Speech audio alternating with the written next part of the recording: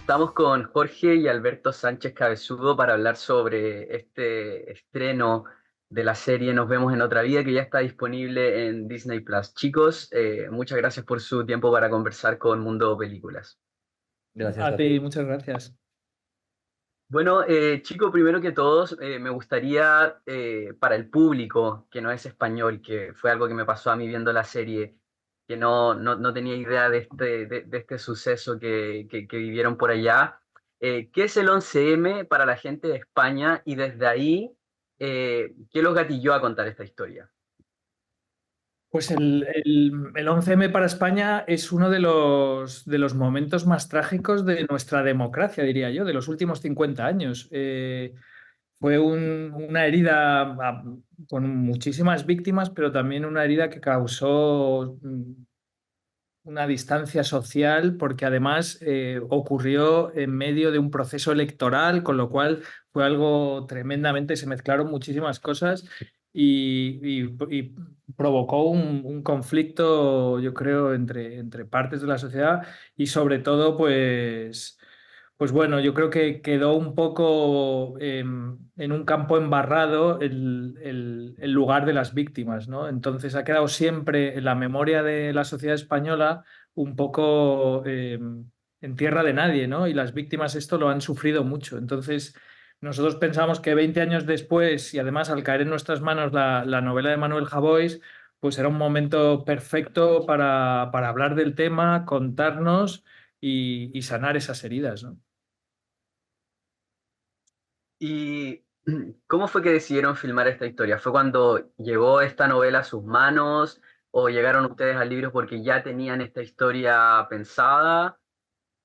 No, esto sucedió, curiosamente, vamos de aniversario en aniversario, porque Manuel Javois entrevista a Gabriel Montoya Vidal con motivo del 10º aniversario de los atentados. Él no había, el chico de 16 años era, digamos, el primer condenado de los atentados, no había concedido nunca, la prensa andaba detrás, como se cuenta muy bien en la serie, y de alguna manera andaban detrás de su testimonio y finalmente Manuel Javois consigue entrevistarle en 2014. La novela la leímos poco después, 2015, 16.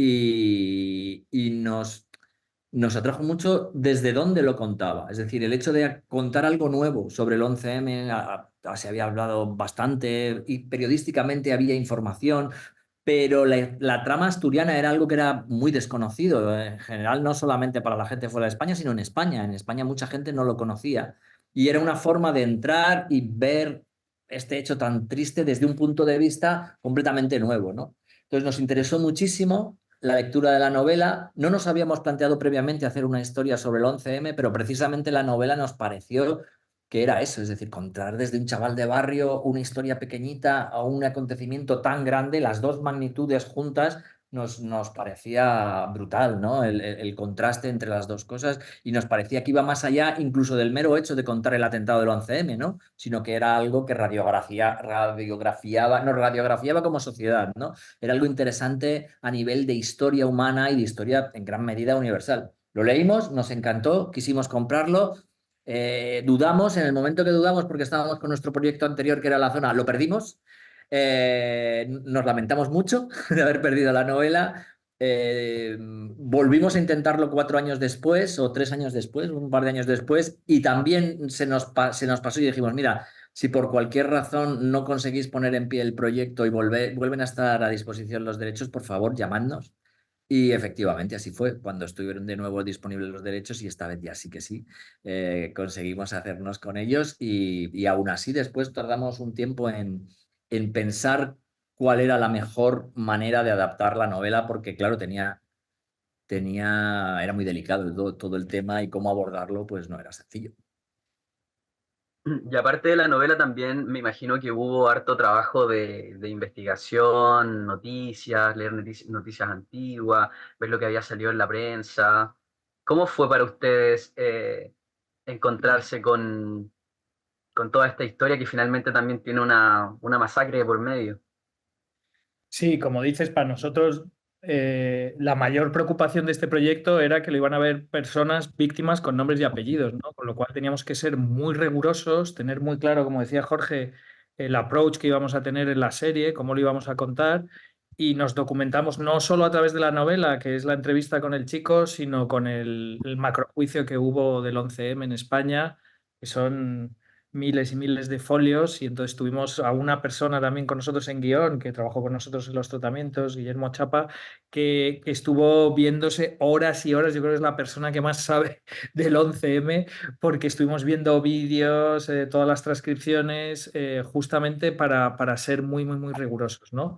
Sin embargo, nosotros trabajamos en paralelo para tener una estructura que nos permitiese contar con las víctimas, ¿no? Ya en la novela no salían las víctimas, era más la entrevista a este chico 10 años después, y nosotros teníamos claro que para contar el 11M no íbamos a contar el día con los asesinatos, las bombas, la sangre, sino que entendimos muy rápido que teníamos que colocar a las víctimas en un papel como faro moral, y para eso decidimos que iban a ser ellos los que contasen el atentado, ¿no? Entonces, en esas dos líneas, en la de la documentación rigurosa y en la del planteamiento de cómo enfocar este tema, yo creo que pasamos muchísimo tiempo, un año antes de casi de empezar a escribir. En la serie hay una frase en el primer episodio que siento que es como una partida súper vívida del protagonista y que parece que él mismo siempre lo tuvo claro. No sé si sea así en la vida real, pero si tomaron la información de la entrevista y todo, asumiré que sí. Además es una frase que siento que me acompañó con el personaje desde el inicio de la serie hasta que terminó, que dice, de donde venimos no justifica, pero influye. ¿Cómo fue tomar este personaje y construirlo desde esa premisa? Pues bueno, todos los proyectos son viajes de conocimiento y este lo fue. O sea, nuestro motor principal es entender. Entender cómo pasó, entender al personaje al que, bueno, a Trasorras era más difícil de entender Mm. todavía, pero el personaje de Babi nos costaba y por una parte no queríamos blanquearlo, no queríamos disculparlo, pero teníamos que contextualizarlo, ¿no? Y entonces al final, al intentar entender trabajamos con gente de entornos muy similares a los que había, de los que venía el personaje y nos ayudaron a través de muchos actores no profesionales con los que trabajamos, que también habían estado en entornos sociales próximos a la exclusión y que nos ayudaron a entender. Es decir, nosotros les explicábamos el guión, pero ellos también nos lo explicaban a nosotros para intentar entender qué prioridades entran en la cabeza de un chaval de 16 años para dejarse llevar de esa manera. Y ese fue el trabajo más complicado, entender lo que la realidad nos iba diciendo. O sea, los acontecimientos nos iban diciendo que hizo esto, que hizo esto, que hizo esto, y nuestras preguntas permanentes eran ¿por qué hizo esto? ¿Por qué hizo esto? ¿Y por qué hizo esto? Y yo creo que la serie explica muy bien el contexto. Y yo creo que si no lo justifica, porque es verdad que hay personajes como el personaje del koala, que viene de un entorno similar y él decide no hacer el viaje de explosivos, es decir, el entorno no justifica, pero sí te hace entender que evidentemente un chaval de un barrio rico de Madrid pues no habría tenido el mismo recorrido, no le habría sido tan fácil acabar en el sitio donde acabó Babi, siendo un chaval en un ambiente mucho más complicado, ¿no?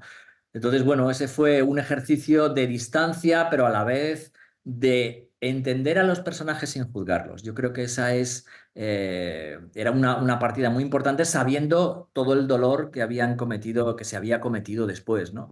Y yo creo que ese fue el punto de equilibrio y nuestra mayor preocupación. Como decía Alberto, sabíamos que lo iban a ver las víctimas.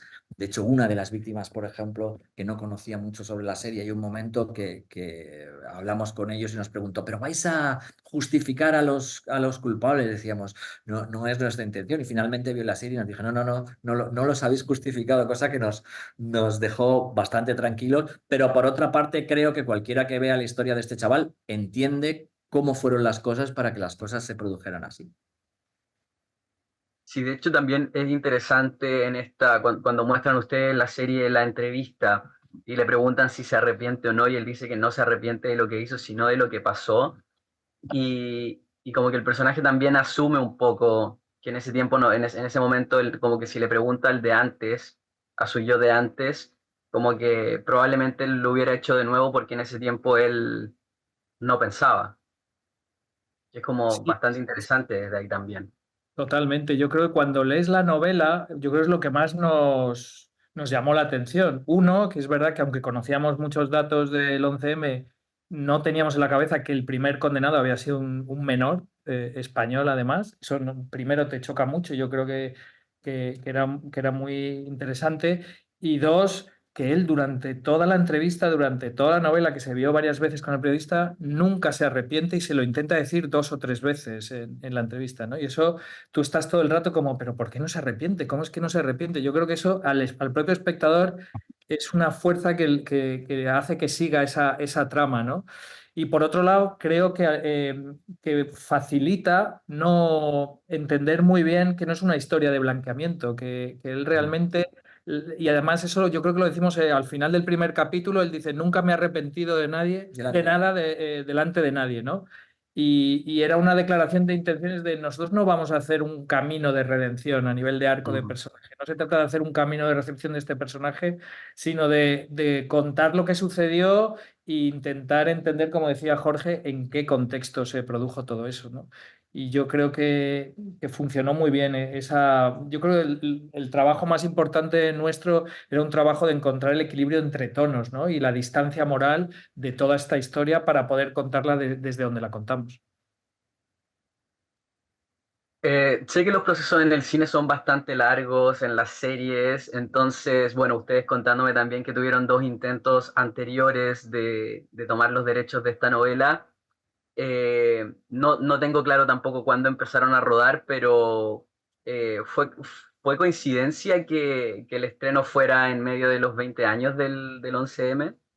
Sí, y no. Te quiero decir, si hubiéramos comprado los derechos, como dices, 3 años antes, la habríamos hecho 3 o 4 años O no antes lo hubiésemos o hecho. no lo hubiésemos hecho, porque a lo Nunca mejor, sabes cómo son los claro, procesos, como dices. exacto, no sabemos. Coincidió que justo era este año cuando habíamos conseguido los derechos y yo creo que se juntaron dos ejes ahí.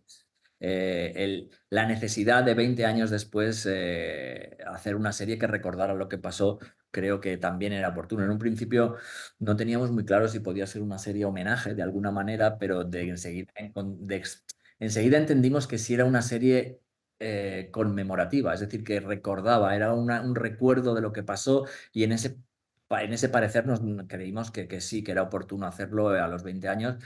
Donde tampoco ha habido un exceso de actos de conmemoración, tampoco es que el 20º aniversario del atentado hayan salido muchísimas series o documentales, han salido cosas, pero no había muchísimo tampoco, con lo cual, más aún después nos alegramos de que por lo menos la serie saliera en ese momento para por lo menos recordar, tener una entrevista como esta, hablar en los medios, volver a hablar de las víctimas, hablar con las víctimas. Sobre todo yo iba a decir que las víctimas, o sea, nosotros entramos en el proyecto y como dice Jorge, al principio dijimos, bueno, es una serie para estrenar en el 20 aniversario y en cuanto hablamos con las víctimas entendimos que sí, que para ellos era muy importante contar lo que pasó, poder establecer un relato y que se les escuchase, ¿no? Entonces yo creo que eso también hizo que todos los procesos nos alineásemos todos, ellos conocieron el proyecto, entendieron lo que íbamos a contar y hizo que se acelerase todo bastante. Y hablando un poco también del relato de la serie y la decisión de no mostrar imágenes escabrosas o explícitas del atentado, eh, me pareció muy acertada. Además, siento que lo hicieron de una manera muy óptima porque lo van relatando los mismos personajes. Entonces, como que si me preguntas a mí ahora por la serie, cuando terminé de verla, siento que yo igual tengo imágenes del suceso porque me las fui imaginando yo mismo mientras ellos la relataban. Entonces me gustaría saber cómo llegan ustedes a esa decisión cinematográfica de tomarla, pero haberla hecho también tan inteligente, porque como te digo, si me preguntas a mí por la serie, yo tengo imágenes en mi cabeza de cómo fueron los hechos, como te decía, porque los mismos personajes lo van relatando y uno se lo va inventando en la cabeza. Tuvimos muy, muy claro desde el principio que no queríamos filmar sangre, no queríamos hacer espectáculo de los atentados y nos parecía que la manera más respetuosa de contarlo era así. Sobre todo siempre andas buscando, no Sobre sabía, todo o es que sea, los vimos, los vídeos de los... claro, o sea, no quisimos en un principio, entonces cuando descubrimos que había unos testimonios que estaban en el juicio, pero ellos, las víctimas declararon, sí, Chapa nos encontró los testimonios, los vimos y ahí nos pasó lo que tú cuentas y nos impresionó, nos conmocionó, pero por dos cosas, porque realmente ellos hablaban directamente a tu cerebro y colocaban, como tú dices, las imágenes de lo que ellos vivieron directamente en tu cabeza y nos pareció brutal. Y segundo, por la forma en la que lo contaban. Nos pareció, si googleas y buscas los testimonios que están en internet, podrás ver cómo declaran. Y son relatos muy pausados, con una responsabilidad. Ellos estaban muy responsabilizados con el hecho de ser ellos los que tuvieran el relato ante un juez y le contaran a la sociedad española y a la de todo el mundo lo que había pasado. Entonces, era un relato de una dignidad y una serenidad que te conmovían, porque no eran unos relatos de gente, o sea, ellos no Melodramáticos, era, no no era... era algo melodramático, era algo con una entereza y una que nos impresionó y creímos que podía ser una de las partes importantes de la serie y, como tú dices, una forma en la que la gente recordara eso y, sobre todo, que fijara claramente que el punto de vista moral de la serie era el de las víctimas, porque el relato de su sufrimiento lo contaban ellas, hasta ahora lo habíamos contado a través de los victimarios, a través de aquellos que ayudaron a llevar las bombas. Y así colocábamos a los personajes de las víctimas en la posición que creíamos que tenían que tener en todo este relato. Bien logrado. Buena descripción. Oigan, chicos, y pasando a otro lado, ¿cómo fue el proceso de casting? Porque entiendo que tienen uno de sus personajes, en realidad no era actor. ¿Nos podrían contar un poco de eso? Sí, tuvimos muy claro desde el principio que el personaje del chico tenía que ser alguien asturiano, local, y con esa edad pensábamos que casi teníamos que buscar a alguien que tuviese esa verdad más que un actor, que con esa edad hacer un papel de construcción de personaje iba a ser muy complicado. Entonces nos pusimos desde casi desde que nos dio Disney el green light a hacer un casting en Asturias. Y claro, hacíamos castings en Oviedo, en Gijón, en las ciudades asturianas, en Avilés, y ponías personaje, 16 años, para serie, plataforma. Y entonces venían todos los actores como para hacer élite. Y no era el perfil que buscábamos. Entonces fue complicado, estuvimos buscando en colegios, en centros un poco de formación profesional, en en grupos de música de urbana. Y una tarde, volviendo la asistente de producción de casting en Asturias, que era quien estaba organizando, pasó delante de un McDonald's, ya había terminado de trabajar y vio a un chico pues que le llamó la atención. Era Roberto antes de que viniese, tenía el pelo hasta la cintura, el pelo rapado y un desparpajo increíble. Y se fijó en él, se acercó, le grabó un vídeo y cuando lo vimos aquí dijimos, este chico, vamos, tiene barrio, tiene mirada, tiene verdad y pudimos traérnoslo a Madrid para ensayar con él, para enseñarle lo que era la profesión, porque no tenía ni idea. Él decía, bueno, vosotros ponéis las cámaras allí lejos y me grabáis hablando con mis amigos, Sin que yo me dé cuenta. sin que yo me dé cuenta. Va a ser complicado. Y entonces tuvo una coach, María Cantuel, con la que trabajó, y a partir de ahí yo creo que ya fue un trabajo de composición, pero a partir de ese actor, ¿no? Otros actores que no fuesen tampoco muy conocidos, aunque Paul es una eminencia en el teatro en Cataluña, pero que para el gran público no fuesen muy conocidos para que respirasen esa naturalidad también que tenía Robert, y yo creo que a partir de ahí es cuando se fue equilibrando y modulando un poco la construcción del resto de personajes. ¿Y cómo fue encontrar el personaje de Emilio, que también me parece un personaje bastante complejo, que es como un poco que aparece y uno no sabe cómo va a actuar, qué es lo que va a hacer? Exacto, es que esa era la clave. Claro, que nosotros teníamos tanto miedo a que no apareciera un personaje Babi que decíamos, jo, actores españoles de 30 a 40 hay muchísimos, vamos a encontrarlo seguro. Y pasó lo contrario. Al personaje de Roberto lo encontramos la primera semana de casting de Bueno, milagro, un poco o la más, pero segunda, vamos. pero vamos, muy al principio. Y el último, yo creo, el penúltimo en salir fue El Trasorras. último, el último. El último, porque nos guardamos la decisión hasta el último minuto probamos a muchísimos actores con muchísimo talento, decíamos, sí, son muy buenos, pero falta eso, que es exactamente lo que decías, que es la imprevisibilidad. Alguien que no se, que te generará una tensión en las secuencias, porque cuando entra en una habitación no sabes lo que va a hacer. Si te va a hacer una broma, te va a soltar un puñetazo, o qué va a hacer. O sea, es un personaje completamente imprevisible y de verdad no había tantos actores que dieran esa.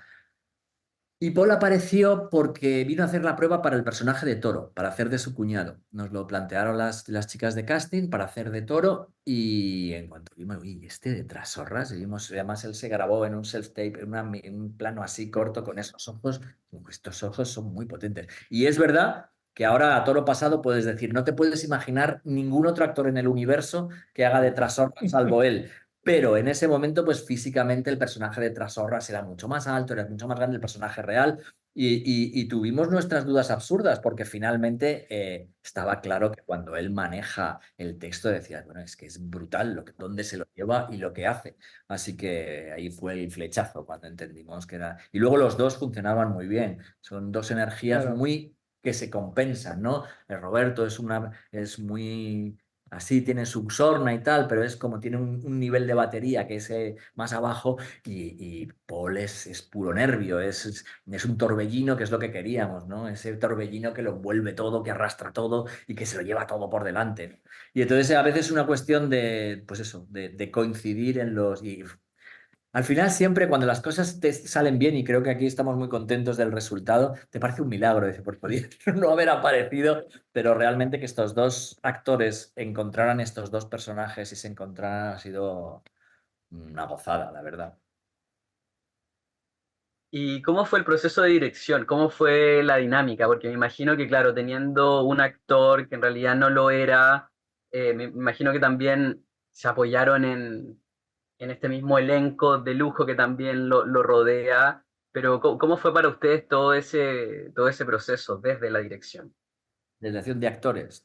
Mm, Bueno, ahí, claro, es lo que decía antes Alberto, al elegir el casting ya estás condicionando, es decir, alguien no profesional tiene que tener un tono al que se tienen que adaptar todos los demás. Los diálogos estaban escritos muy en la línea, es decir, creo que incluso la decisión del actor no profesional viene con una premisa anterior, que es que tenía que ser una serie muy naturalista, tenía que respirar verdad. Teníamos la responsabilidad de que eran hechos, que se habían puesto en cuestión de alguna manera y todo tenía que ser verdad. Entonces la interpretación tenía que ser verdad, el actor era no profesional y todo lo que venía alrededor no podía rechinar, no podía saltar. Tenía que adaptarse y todo tenía que parecer muy verdad. Y ahí hacen unos trabajo, como es Roberto, muy espontáneo, y aquí la función de la dirección era igualar los tonos y que todo sonara en el mismo tono de verdad, ¿no?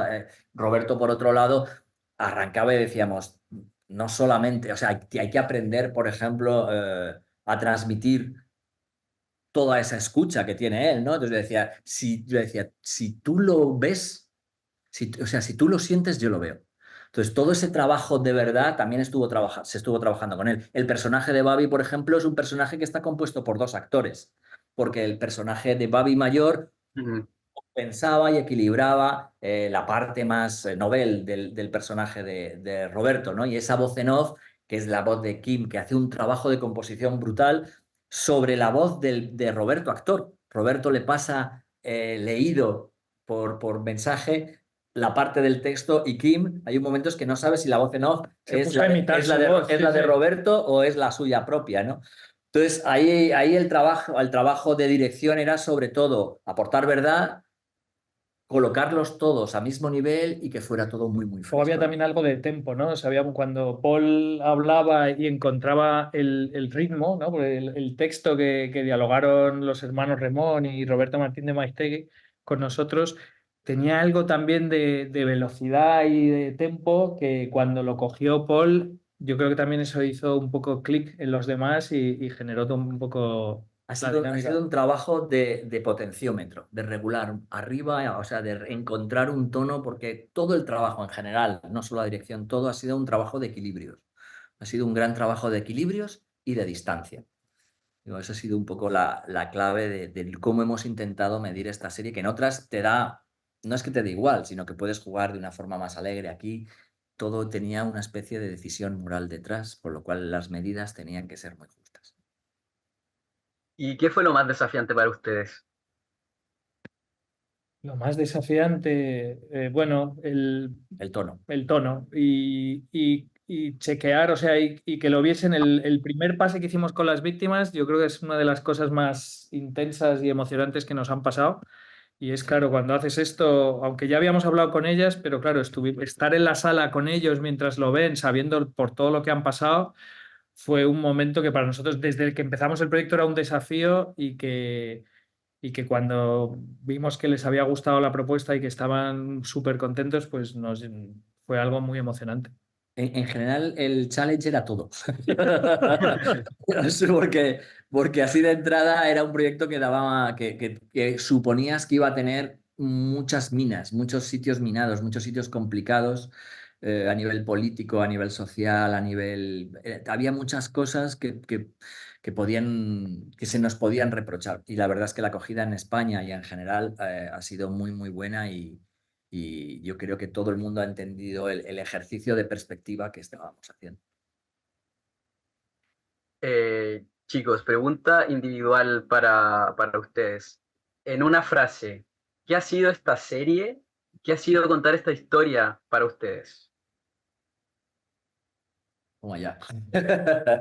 Pues yo creo que ha sido un reto y creo que ha sido una forma de hacer casi memoria histórica para nosotros.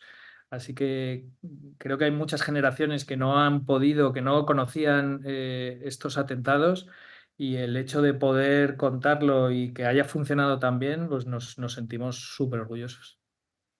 Y siendo esa la segunda parte, la primera es un viaje para entender.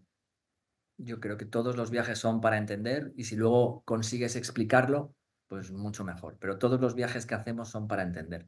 Y en este caso nos han dejado y nos han dado el dinero para poder hacer una serie, para entender algo y lo hemos intentado entender y explicarlo cómo fue. Chicos, y para cerrar, me gustaría dejarles la pantalla solo a ustedes para que inviten a toda la gente de Latinoamérica a ver este increíble trabajo que ustedes realizaron con Nos vemos en otra vida. Pues estamos súper contentos que la serie se estrene en Sudamérica, en Latinoamérica, y que realmente yo creo que es una oportunidad de conocer uno de los hechos más importantes de nuestra sociedad española, pero que creo que es una historia que podría haber pasado en cualquier sitio, ¿no? Y que creo que debería plantearnos y hacernos muchas preguntas, y espero que la vean y que la disfruten desde ahí. Que es un viaje que nosotros los españoles en gran medida no conocíamos y fuera de España menos todavía, y es un viaje que cuando uno empieza no puede dejar de saber cómo acaba. Aunque se sepa cómo acaba, pero es un viaje que te engancha y que necesitas seguir hasta el final. Bueno, ahí les doy todo el crédito, chicos. Sin duda es un viaje extraordinario. Agradezco haber tenido la oportunidad de entrevistarlos porque eso me dio la oportunidad de poder ver la serie. Eh, Me pareció, para el público, me pareció bastante interesante, intensa. Tiene bastantes capas, como que pasa por varios géneros desde ahí. Sirve para reflexionar también, mirar el entorno, mirar el alrededor. Y nada, los felicito. De verdad que un excelente trabajo, muy bien logrado. Así que eso, invito también a todo el público a disfrutar de esta serie que está increíble y chicos, muchas gracias por su tiempo de conversar conmigo y para Mundo Películas. Muchísimas Muchísimas gracias a gracias a ti. ti. Un abrazo. Abrazo, gracias.